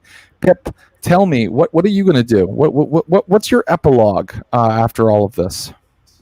So after getting blown out of the door, getting blown back out of the door, Patterson and I checked the wreckage, the rubble, to see if there was anything left, to see if they could find any of the papers or even any of the remains of the doctor so that they could resurrect him. But they didn't find anything because the doctor was, am I correct? He was evaporated? He was evaporated, and Pip also, you didn't find any of the remains of that thing. So I assume that it all worked out because I'm Pip Bothwick. And so I was like, well, all's well that ends well. I suppose I will miss the doctor, though. I'm never going to get that money back. But all right, so I just want a little epilogue. But I also, when you've already said this, I also did make sure to take care of Wilma. Right.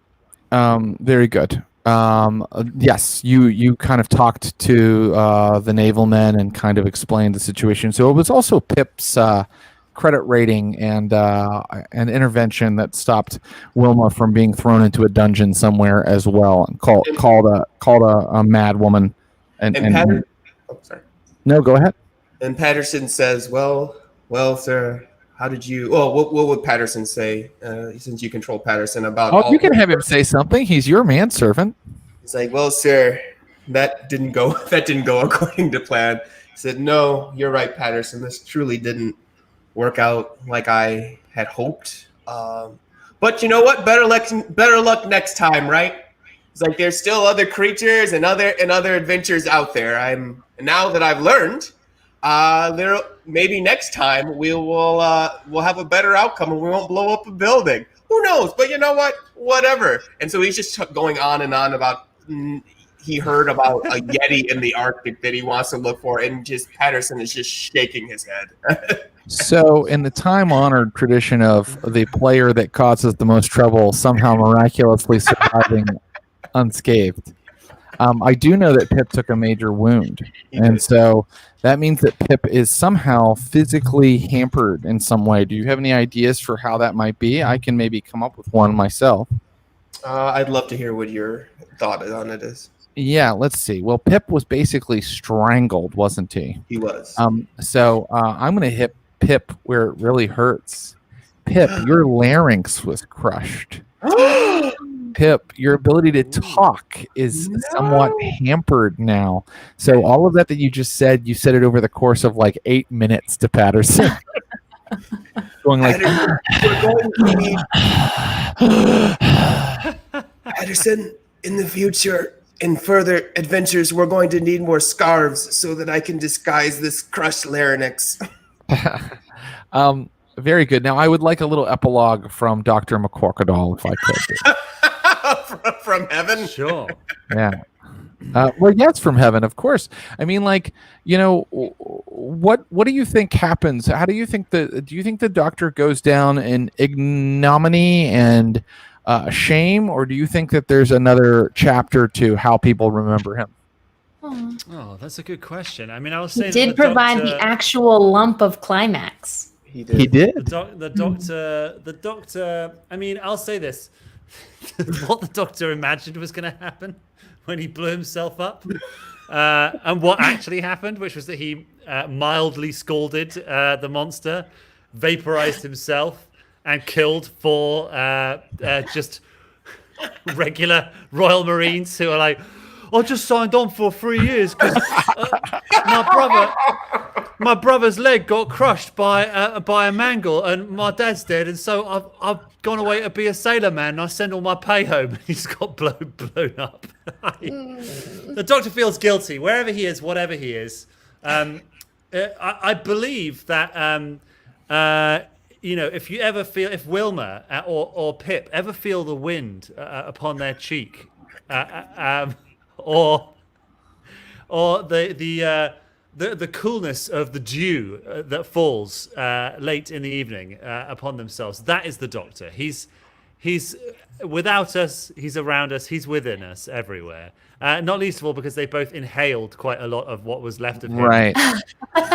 You know, as they were leaving. Your synopsis there, Humph. I mean, it's just it kind of brings the full horror of the whole thing to mind for me because I didn't realize when I was just adjudicating that the Doctor unfortunately killed some innocent people with his attack, but also that strange creature had so much HP that it didn't barely achieved anything. I just blew myself up.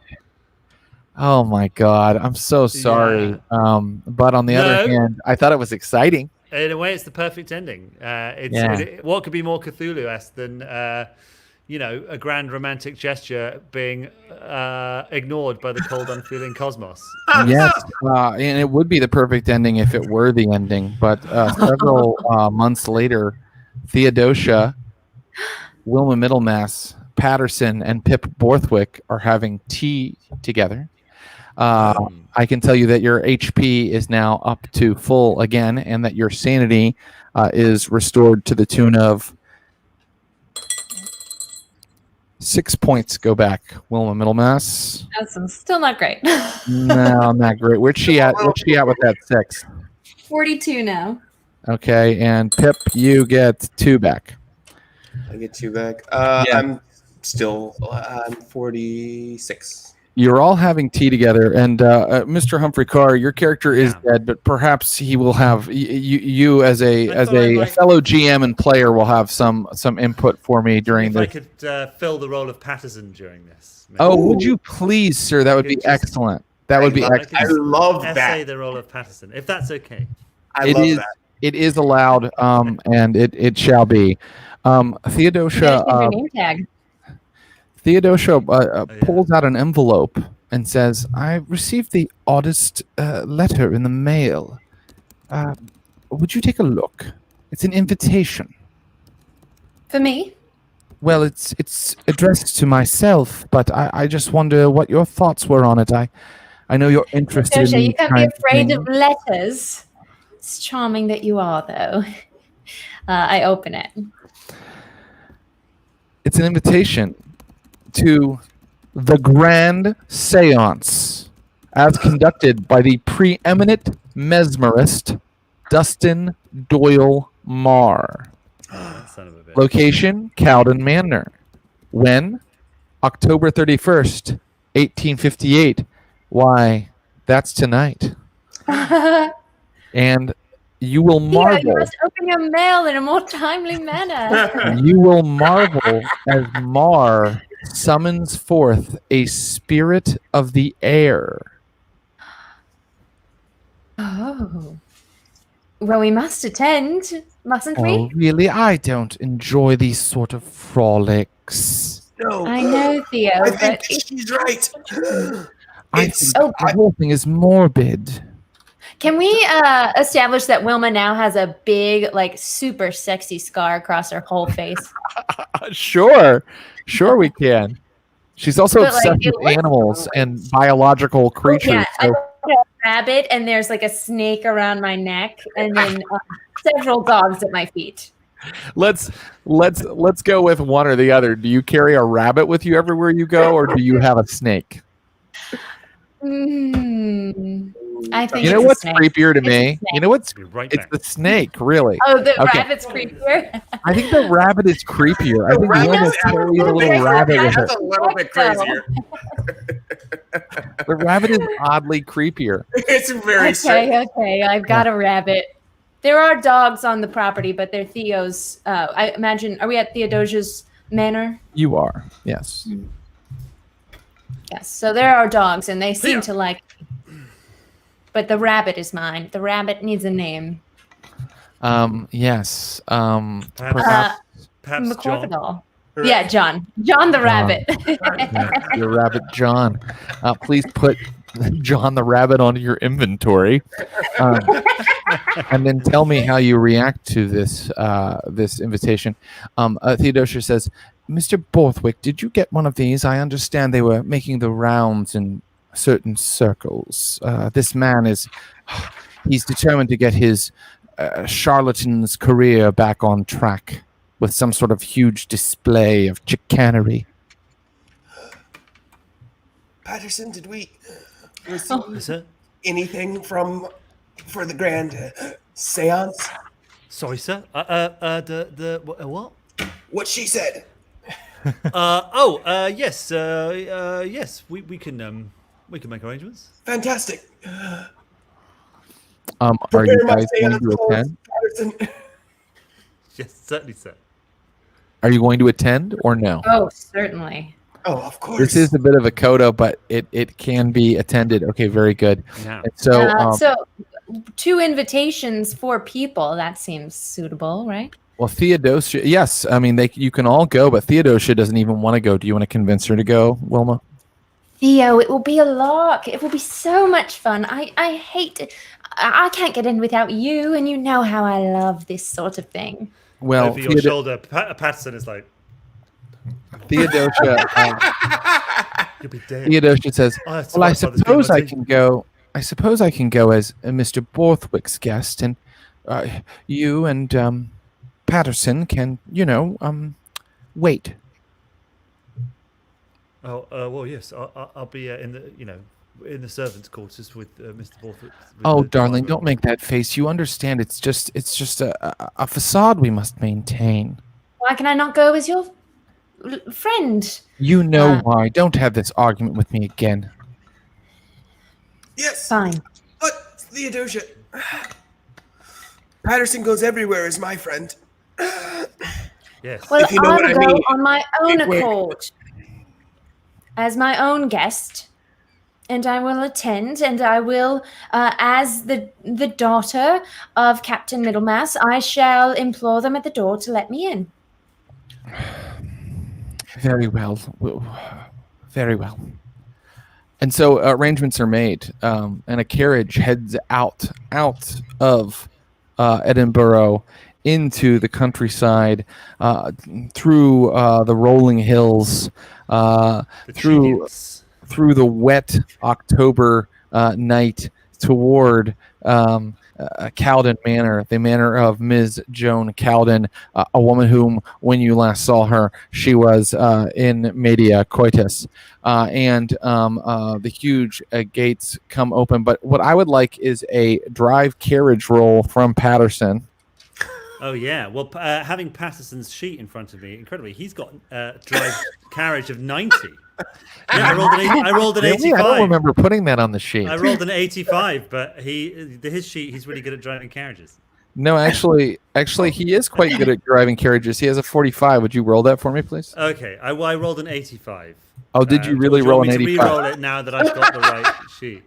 You It arrive. still failed. You arrive quite late. You arrive after the time that the invitation is for, and you look up at the huge manor house, and you see that the lights are on inside. You see many fine carriages waiting outside, and you know that the seance was to take place in a courtyard space in the gardens behind the house. Would you like to approach? Yes, I'll take the lead, since I have to bluster my way into this thing, and I'm still holding John the Rabbit.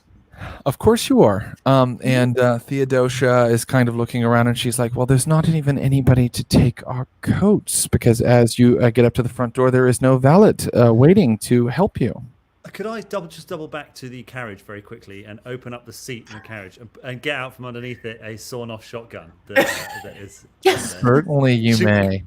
And now Patterson may make a spot hidden roll. Patterson has spot hidden at 30%. Well, that's not done him any good because he can't. He's rolled a 71.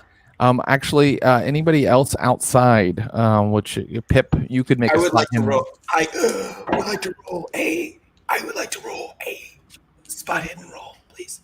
Go ahead. Says he'd like to roll a spot hidden. Oh, I heard him. Thank you. All right, let's roll. How'd you do?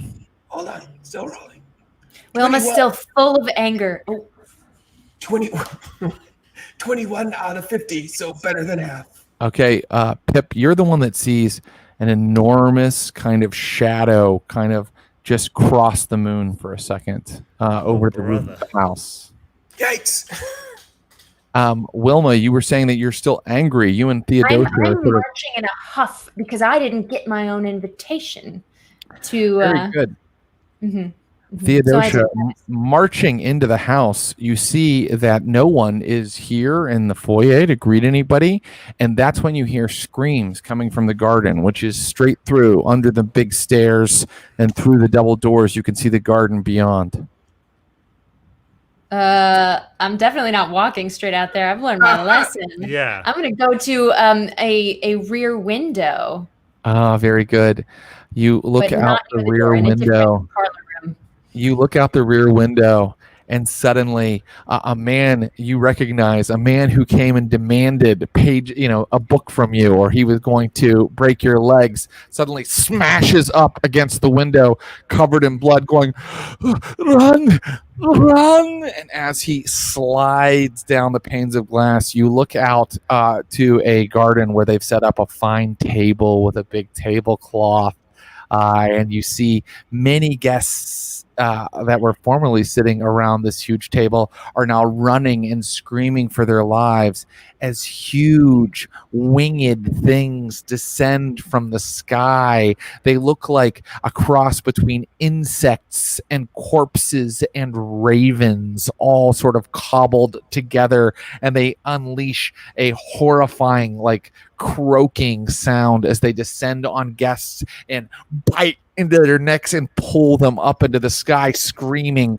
There's like a fat lady in pearls, Miss Joan Cowden, going, "Ah, ah!" She's carried up into the night. And so far, you're the only person to look at this, poor Wilma. So please give me a sanity roll.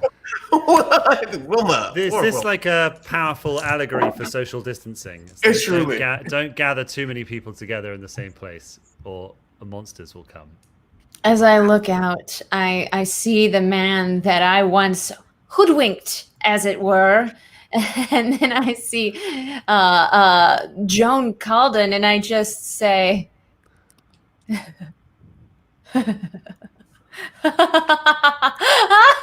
as I pet my rabbit, because that sanity roll didn't go well. Theodosia looks at you and goes, "My dear, what are you laughing at?"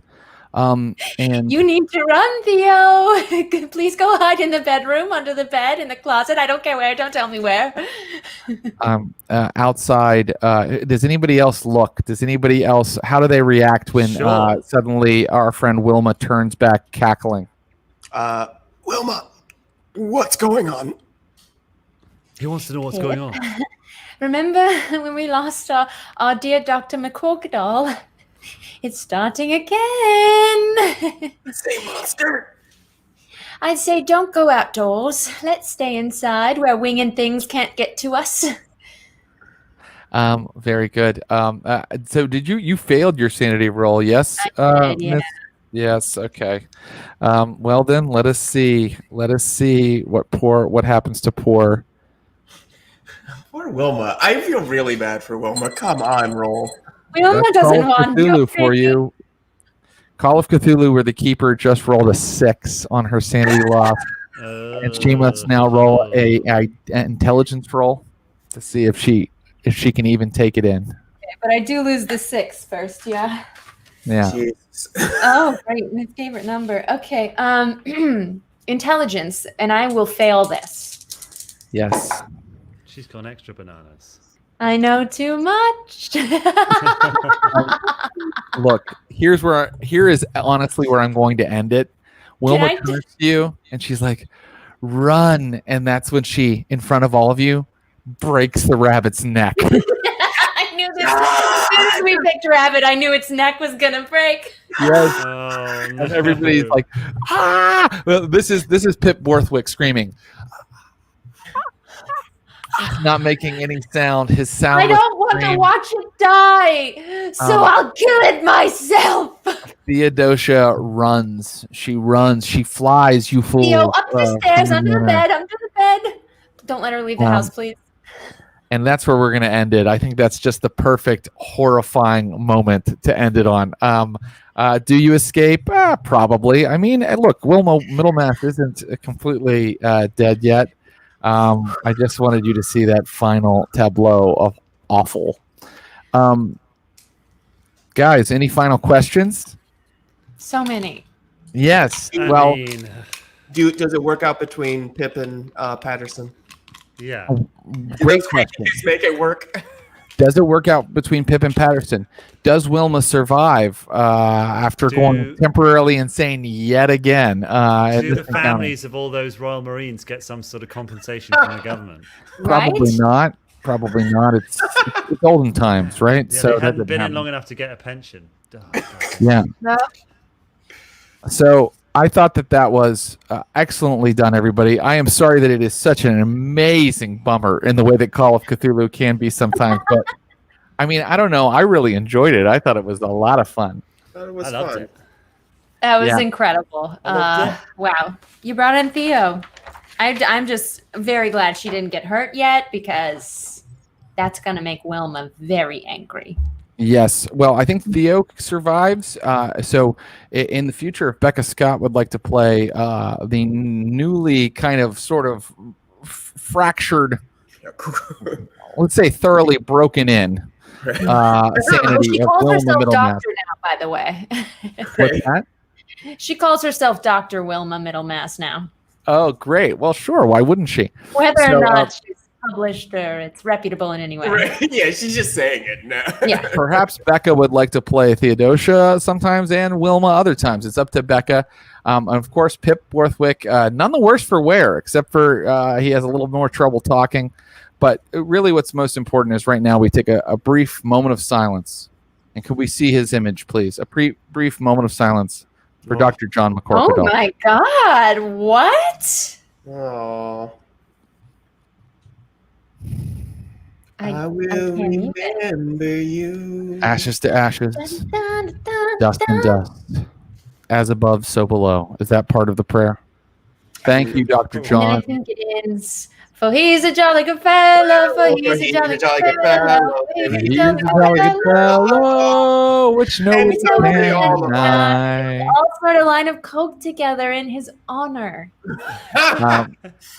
Humphrey Ker, are you going to play a new character on the Neptune Society? I mean, He's done. If you'll let me, I will. Of course I will. I was enjoying your Patterson, to be perfectly honest. Maybe he even strikes out on his own at some point. Perhaps Mr. Ker has a excellent Patterson build in mind, and we can change the character to reflect it. Ladies and gentlemen, Pip and Patterson don't have to be in the same one. that is today's episode. If they're not together.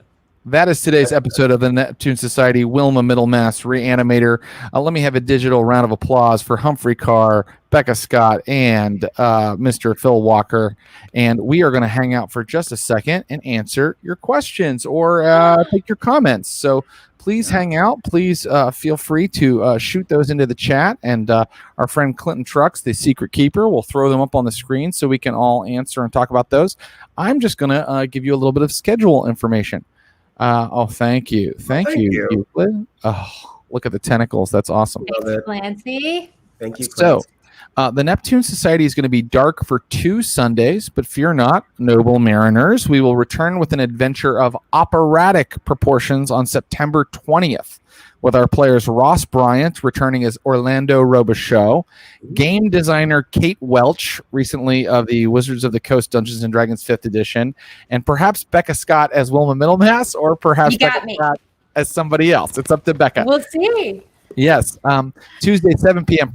Pacific. We're back with Coven, our other Call of Cthulhu 7th edition show. This is our Prohibition era show with my good friend. Very different comedian. tone. It is extremely different. And that show's also less Lovecraftian, and it's more about like ghosts and psychic powers and more kind of traditional spooky stuff. So I hope you guys tune in for that if you want a different They're flavor. so much fun. Oh my Your God, web those ladies. series. Oh my God. I have been creeping all week on the different shows. Yeah. They You make all me made me laugh, a lot. man. Oh, Yeah. they make me laugh. Like when they don't know how, like something about the game, they make it really funny, and then they're still better players than a lot of people I've played with at like conventions and stuff. And even though they're new at it, they're very good. Okay, 'Cause they have no restrictions of what exists in this, what's typical. absolutely, yeah. And I think that's Right. great. They just are like, "What is it? Can I do this?" And I'm like, "Yeah." And they're like, "Cool." Well, tell this guy he's a dickhead and then punch him in the face and run. Right. I have to say that was kind of with my the salt worked out fairly well because I was like, I don't know. I mean, I guess technically I can use it. Yeah. Yeah. Okay. Wednesday at 6 p.m. Pacific. Vampires is back, of course, and we're into our Anarch storyline, and it's awesome. Follow us on Twitch. We don't advertise, so the only way we can spread the news about Stream of Blood is for you to tell your friends. Please pass on Facebook, tweet about us, Instagram about us. Go on Reddit. We have a Reddit subreddit, and follow us on Instagram and Twitter where we are _Stream of Blood _ because that's when we let you know about special games that we're doing. Our Stream of Blood logo was created by Garrett Ross. Will Pottorff does a lot of our incredible artwork. And Henry, the creature Henry, was drawn by our own Ross Bryant. Let's take some questions and comments. What do we have? Secret Keeper, Clinton Trucks. Oh yes, I have a couple more art credits, but we'll wait on this. Okay. How much do you have to trust your players to let them pull off something like what Humphrey did? Oh well, I have been playing with Humphrey for a long time, so I do trust him quite a bit. I mean, what do you think, Humphrey? You're a GM. Well, I would say that it's so. You texted me earlier today, being like, "What is the Doctor doing? What's he playing at?" And I responded that I was wanting to get a kind of dynamite vest type thing. And I suppose in terms of trusting, it's like, in a game like this, it's kind of you're always trying to work on whether or not it's vaguely reasonable that I could lay my hands on something like that. But because of the Doctor's backstory and I don't know if there is a huge naval base in Edinburgh, but I think there is there probably would have been some sort of Coast Guard station or something. There is in this universe. Gunpowder. Right. So once you have that, it's like, then it's kind of fair enough. I mean, okay, blowing yourself up and maybe potentially killing other people's characters is quite antisocial behavior, but I guess I was hoping that it would make sense and that for, if that was the way that Wiggles went out, it would be kind of a bummer, but also kind of in the best traditions of this game. Yeah, totally. Question mark. And that was a bit cheeky because I did not ask Becca if she minded. And Jared, I think, correspondingly was like, I'm not sure I can also vaporize Wiggles. And also the rolls came out the way they did. I mean, if they had been more hardcore and they had done more damage, that's sometimes that's the way the game goes. I suppose, I hope. Yeah, and just on my I end, would let you blow me up. Yeah. No, I said right before we started, I was like, people might die, get ready. But on my end, I was like, oh, he's gone off and he's done this thing. Do we show him doing all of that? No, we don't have to do that. We can just do a couple quick rolls to see how successful he was. And if he fails the stealth, a bunch of soldiers are going to show up. And if he fails the vest thing, well, you saw the vest doesn't go off. Okay. And if you fail them all, then you are obliterated. Yeah. Yeah. Do you have a plan in place for if a character dies really early on in an episode, or is that improv? Yeah, that's improv, right? I mean, Becca, you just ran a Call of Cthulhu scenario. I mean, what do you do? What are you worried when you're running Call of Cthulhu that someone's going to die early? What would you do? Oh, well, I think that there's a lot of leeway in the keeper's hands of how many chances you give someone to fight for their life. And it depends where you are in the timing of whether that would make sense or whether that's fun. I say you let fun dictate. But for example, when we had our cliffhanger and should we tell them that you were like, Patterson critically failed his shotgun roll and you were in the monster's arms, I think you might die. How do you feel about that? And I was like, let me build Theodosia's character and we'll see. So I put a backup character sheet and then we didn't end up needing to use it. But that's because you got to dodge. Yeah, stakes are real and that's why it's more fun. Yeah, I have Can I apologize to you, Becca, too, because that was my call for Patterson as well. We played very recklessly with Wilma, for sure. Wow, Yeah. you really did. Phil, that's what's crazy and fun about Pip Borthwick is that Right.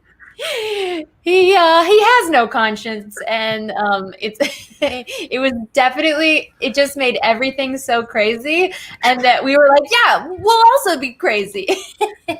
Yeah, well, I mean, people when they play Cthulhu because they know how fragile their characters are, sometimes they play it very with guardedly and safely and with a lot of caution, and I really respect that. And Becca, also, you play, I think, Cthulhu like, devil may care. You just go for it. So I really appreciate that. Well, I used to.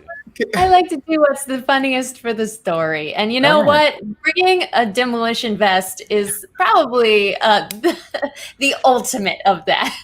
Right. Oh, here we go. Okay, so where does this leave Wiggles? Where is Wiggles' sanity currently? Where does this leave her sanity wise, and is she living full time with Theo? And where's Middlemass? Okay, yeah, great questions. Where's her sanity? She's at 36 after losing 6 after seeing these winged beasts. She's still living at the boarding house, but does sneak into Theo's window most nights. Actually, I decided that Theo is engaged to be wed to a man. Yeah, so don't worry, it's not going to change much. I mean, it'll be fine. That's just the life they live. Where is Middlemass?